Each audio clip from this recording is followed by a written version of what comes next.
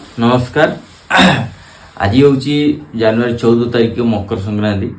मकर संक्रांति उपलक्षे मोर समस्त यूट्यूब समस्त परिवार सदस्य मानू आशार अगण्य सदस्य मानू ओडावासी को हैप्पी मकर संक्रांति। मकर संक्रांति उपलक्षे बहुत बहुत शुभेच्छा और शुभकामना मोर समस्त हिंदू भाई मानू ओडावासी को मोर यूट्यूब परिवार समस्त सदस्य मानू सब भाई भौणी मानू मकर संक्रांतिर दुईटी कारण। मकर संक्रांति ये पालन कर शीत को आम विदाय देवा गरम को ग्रीष्म ऋतु को वेलकम करिया हिसाब से भी गोटे फेस्टिवल हुए एवं ये से भी पालन कराए। आ गए जिनस मकर संक्रांति जो फसलटा होता है जो फसलटा होता है शीत दिन से आम कौन फसल उपार्जन कर घर को आनी था तो तापाई गोटे पूजा टाइप हुए फेस्टिवल पूजा टाइप मकर संक्रांति फेस्टिवल पालन कराए सेलिब्रेट कराए हिंदू समाज रे।